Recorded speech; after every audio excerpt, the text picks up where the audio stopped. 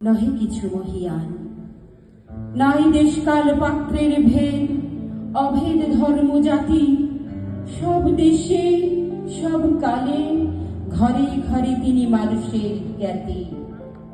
পূজারি দুয়ার খোলো, ক্ষুধার ঠাকুর দাঁড়ায় দুয়ারে, পূজার সময় হলো। স্বপন দেখিয়া আকুল পূজারি খুলিল ভজনালয়, দেবতার পরে আজ রাজা টাজা হয়ে যাবে নিশ্চয়।